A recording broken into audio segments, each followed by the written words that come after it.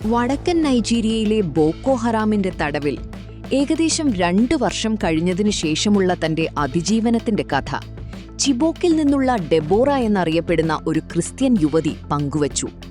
പ്രസവത്തിന് തൊട്ടുപിന്നാലെ തന്റെ ഗ്രാമത്തിൽ നടന്ന ഒരു അക്രമാസക്തമായ റെയ്ഡിനിടെയാണ് ഡെബോറയെ തട്ടിക്കൊണ്ടുപോയത്.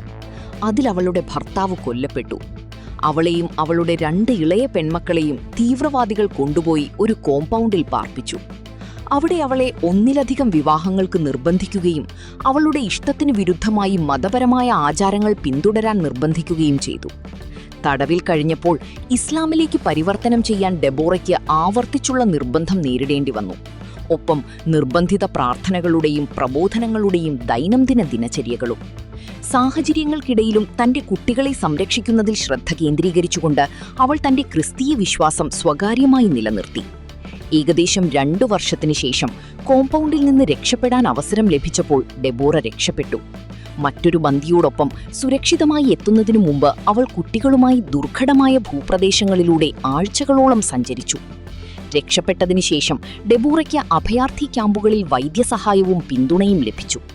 അതിനുശേഷം അവൾ തന്റെ ജീവിതം പുനർനിർമ്മിച്ചു. ഇപ്പോൾ ഒരു സ്കൂളിൽ കെയർടേക്കറായി ജോലി ചെയ്യുകയും കുട്ടികൾക്കു വേണ്ടി കരുതുകയും ചെയ്യുന്നു. അതേസമയം അവരുടെ ഭാവിയെക്കുറിച്ചുള്ള പ്രതീക്ഷ പ്രകടിപ്പിക്കുകയും ചെയ്യുന്നു.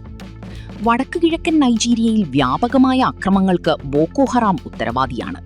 തട്ടിക്കൊണ്ടുപോകൽ, കൊലപാതകങ്ങൾ, കൂട്ടക്കുടിയിറക്കൽ എന്നിവയുൾപ്പെടെയുള്ള സാധാരണക്കാരെ ലക്ഷ്യം വച്ചുള്ള ആക്രമണങ്ങൾ മേഖലയിൽ തുടരുന്ന മാനുഷിക പ്രതിസന്ധിക്ക് കാരണമാകുന്നു.